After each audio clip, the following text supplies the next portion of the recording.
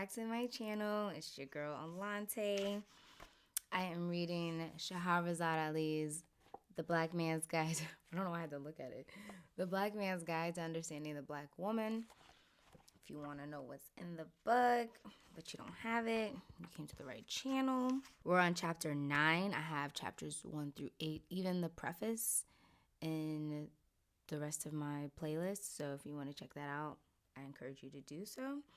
Chapter 9 is on housekeeping.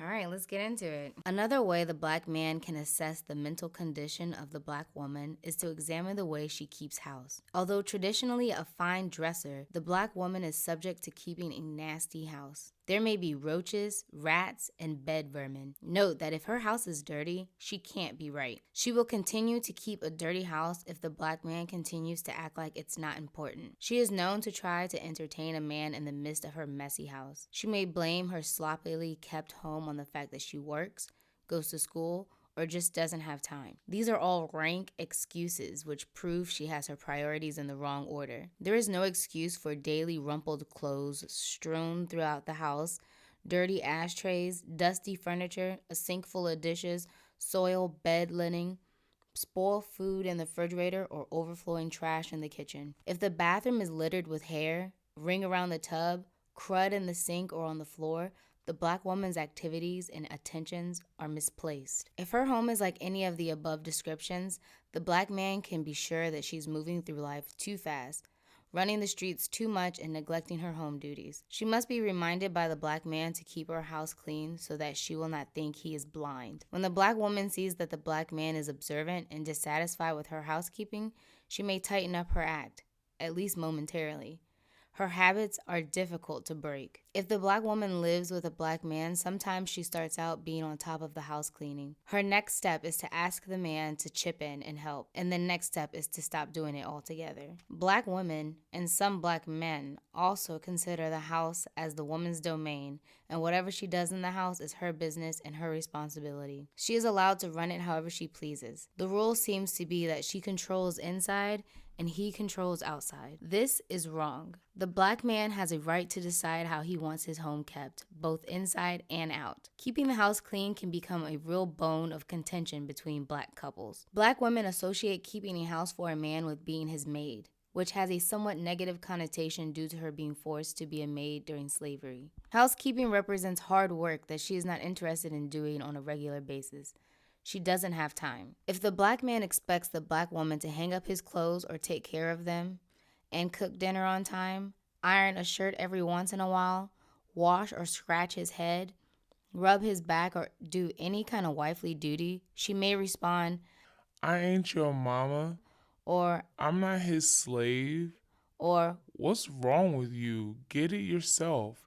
or I don't feel like it. I'm tired. if the black woman would spend more time making her home a heaven for the black man, he might want to stay in it more instead of looking outside for peace of mind. Keeping the house clean also gives the black woman less time for the other foolishness she practices that bogs her down and steals her energy. No man wants to stay at home in a dirty house where he can't find a clean place to sit or lay. The black woman thinks that he should take care of himself. She believes in unisex housekeeping. You take care of yourself, and I'll take care of mine. If the black man should leave to go out to an undesignated destination, she believes that she has the right to go out too. She may even follow the black man or try to show up at the same place he hangs out and then act like it's a coincidence. The black woman does not know that no black man likes to look up in a club or bar and see his woman there when he doesn't expect her. This is one of the times that she should be at home cleaning the house. But her anxiety tells her that if he can go out, so can she. If she's at home, she wants him to be at home too. When she is ready to go to bed, she wants him to be ready to go to bed too. That the black woman wants the black man home with her all the time is an absolute contradiction to her real desire, because no woman wants a man under her feet every moment of the day, every day. She has other women type things to do. There's plenty for a woman to do at home on a Friday and Saturday night other than party. When she does go out alone, she likes to pretend that she is unattached and unavailable,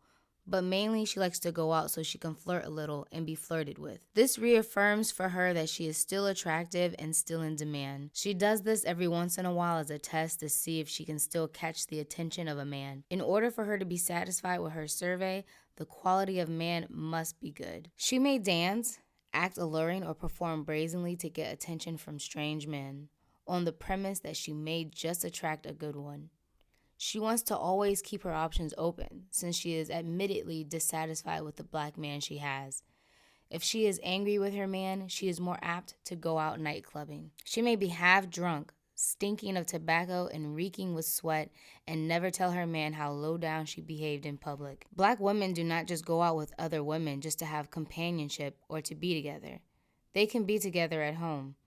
They sometimes travel in packs when they go out so their motive will appear innocent enough. But if the black woman goes out clubbing at night alone or with her friends, she is looking for another man. Make no mistake about her low intentions. She does not have any business being out at night by herself for the purpose of entertainment or in the name of having some fun.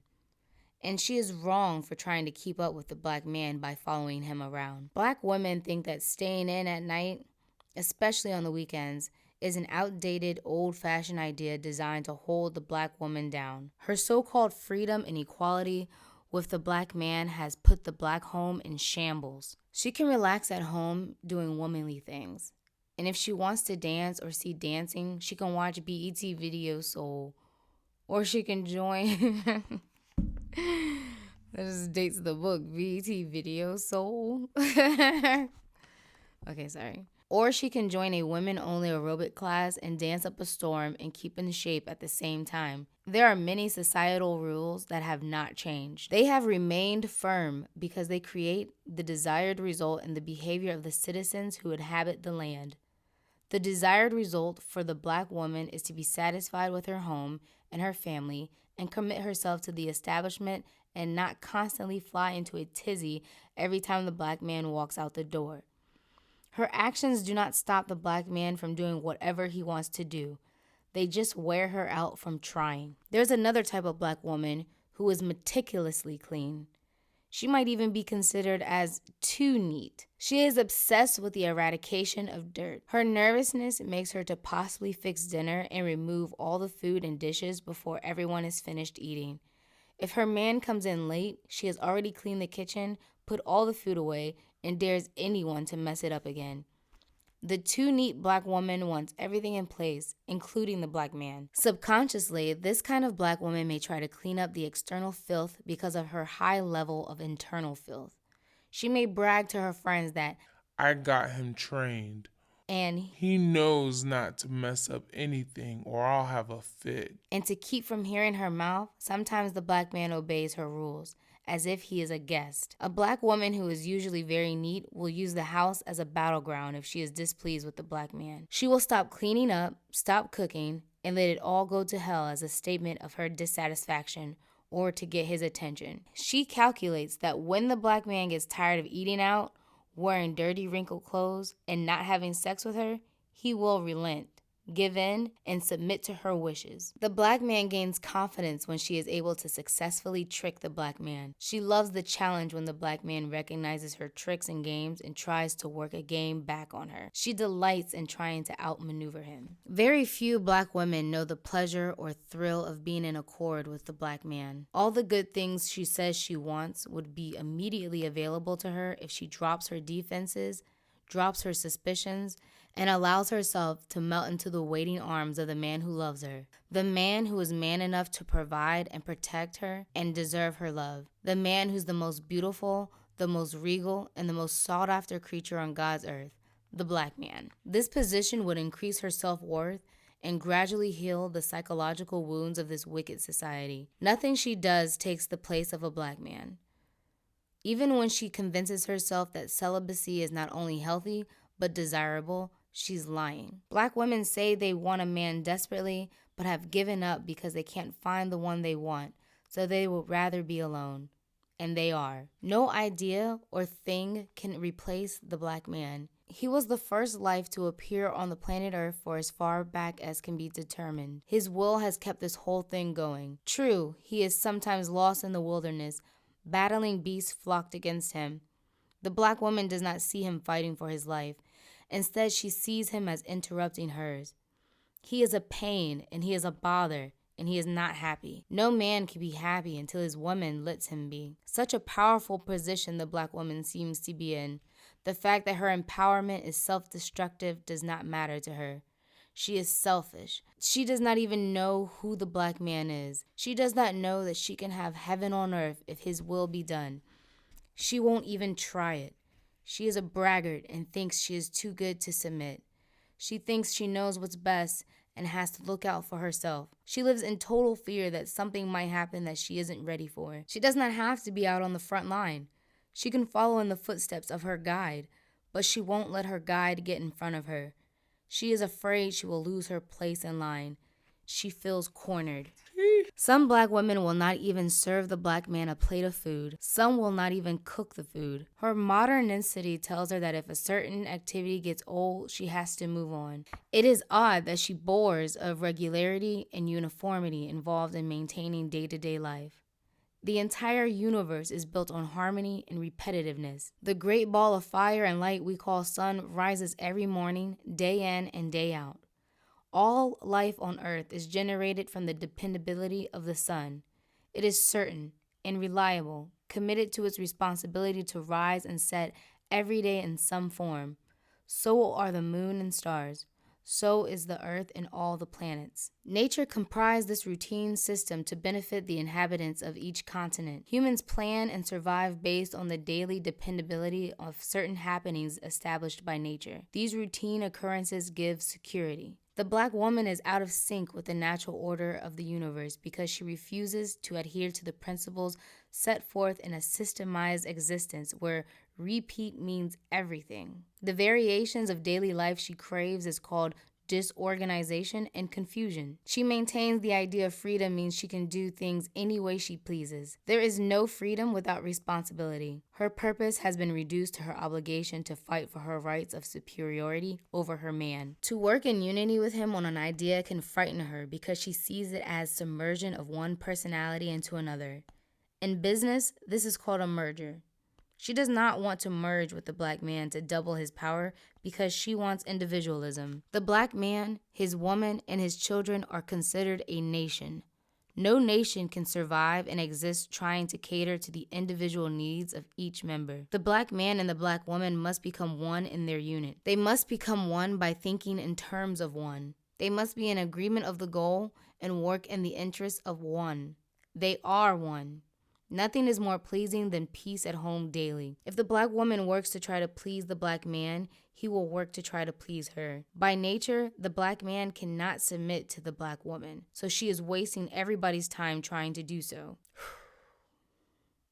How many black women are on social media talking about, I'm not submitting, I'm not submitting, I'm not submitting? You just wasting everybody's time. Into the book. That's what the book says. What do y'all think? While the black man is reported to be dying faster than the black woman, it is the black woman who is helping him to his grave. Oof. Most ill health is caused by diet. The main job that women have always had is that of nutrition. Women prepare the food. It is a very important position in any nation because food is what sustains all life. Everything eats something. Yet the black woman complains about cooking and feeding her family as if it were an unnecessary assignment discovered to bother and repel her. She does not see it as a life-preserving duty. It is. The only connection to diet she has is when she is trying to lose weight. She is known to slap a meal together in 15 minutes. The black man must insist the black woman study foodstuffs. It's one word, foodstuffs. And make determinations about which items are best for digestion, growth, and longevity of life. It is she who can single-handedly decide whether or not to extend the life of her family with well-planned nutritious meals or to destroy it by delivering up quickly prepared, preservative-filled, valueless food designed just to fill the stomach. The only way the black man will live healthier and stronger is for the black woman to take over her responsibilities concerning nutrition. The body is only a machine of sorts. Take care of the machine, and it will operate for a long time. If it is abused for 30, 40, or 50 years, it will decay and cease. The black woman must accept her job just as the black man must accept his. There is a very special equality in sharing in the necessary burdens of nurturing the black nation. None of this means that the black woman must dedicate her life in its entirety to cooking and cleaning. She must train her children to do their part, and if the right effort and the right spirit is shown, the black man is known to chip in and do his part in taking care of the home. If the black man shows a little interest and helps out, she is more apt to do better than she has in the past. Lastly, the black man should not allow the black woman to put him out or tell him to get out every time she gets mad at him. If she's mad, then she should be the one that leaves. It's not her house. It belongs to them both. The black man must start to take a positive, firm look at what goes on around his home, the conditions of his children, what his woman wears, what happens in his absence and presence. Whether or not the black man is directly involved or not, he should stay abreast of everything from the children's grades and recreation to his woman's menstrual cycle and what she cooks for dinner. He must stop pretending that he is not interested in what goes on with his woman and children. This includes black women who do not live with the man they belong to. Separate quarters has no bearing on the sharing of important information if a man and woman have committed themselves to each other steadily. Today's relationship styles dictate that the man and the woman maintain secret, separate parts of their personalities that they do not share with each other or separate areas of their desires. There should not be anything, not any part of any black man and a black woman that they cannot share with each other if called upon to do so. This does not just include pleasure. Everyone has certain frailties hidden inside that must be protected for fear of discovery and rejection. If the black man should happen to stay away from home or his woman for an ungodly length of time, such as longer than overnight, she becomes furious that he has disappeared seemingly without a trace and not called to let her know where he is at. She is more concerned about where he is and who he's with than his physical safety. After about 2 days, she decides he must be up to no good or he would call and check in. It is difficult to describe the terroristic thoughts that flow through her head at that phase. She imagines up the worst catastrophes possible. Whenever the black man is absent, the black woman starts to consider that he is gone because he doesn't want her anymore. She can't begin to surmise how he could be away from her for any extended amount of time and still love her. She thinks that if he is not with her, that she never crosses his mind. She thinks he forgets all about her when he becomes involved with other people or activities. Actually, if the black man stays away from the black woman for an extended stretch of time, it is better if he stays away long enough for her to get over her anger.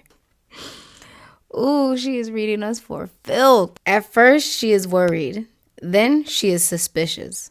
Then she is mad. Then she is lonely without him and decides she doesn't care what happened. She just wants him to come back. If he stays away for at least a week, by the time he returns, she will have gotten past the anger and will just be glad to see him. Guilty. This may sound simplified, but the stages of missing the black man are very traumatic for the black woman. It is a period of extreme self-examination and insecurity. She ain't lying. If she is wise, she will use her time constructively, overhaul the house, redo her closets, make something, go someplace intelligent, or prepare a surprise for her man to welcome him home. She would be fine if she just remembers the good times, the dependability of her man's love, and that he is trustworthy with her love and would not go away and leave her forever. She should trust in his motives and know that if he is away, he has to be. And when he gets finished with whatever he is doing, he will come back and continue to love her just as much, and things will be fine. She should continue on with her daily responsibilities, using her memory to remind her that a logical explanation will be forthcoming. The black man should explain to the black woman that sometimes he may have to be away, but that he will always return to her and that he does not stop loving her just because he sometimes has to be away from her. As always, y'all. Yo! What a filthy read. No wonder why people back in the day was up in arms. Do you see the outrage now when you call black women out on social media? Imagine reading this in print like, stewing. Oh, man, but she's not lying. She is hitting some points, man. And especially, You know, when the women say they're triggered, it's like, are you triggered or is it because it's the truth and you don't want to take accountability for you being this kind of way? Because it kind of hurts accepting, like, oh man, I am like that. Because everybody wants to be different. It's so cool to be different. But we're all more alike than we are different. And I think the sooner we accept that, the quicker we can get to some real resolutions in our community. But man, I have definitely been guilty of being in that space where it's like after a week, it's like, okay, what were we fighting about? I don't even care. Come back. I love you. But man, anyway, what are you guys' thoughts? What do you guys think about this chapter on housekeeping? Definitely seen both sides of the spectrum. Um, the the cluttered, dirty house, the super clean house, and I feel like the examinations she did are spot on. I mean, spot on. But what do you guys think? Anyway, chapter 10 is on raising children. So I've been determined to get through this book because I saw the last, well, when I first posted the first time reading, the preface was months ago. I should have been done with this book. So that's my bad. That's my fault. We're gonna get through it. I am determined to record chapter after chapter after chapter. It has been like a daily goal of mine. I don't know if you can tell. But yes, but thank you for bearing with me all this time. Please subscribe, share, tell your friends. Let's talk about it. Get them in the comments. Let's have discussions.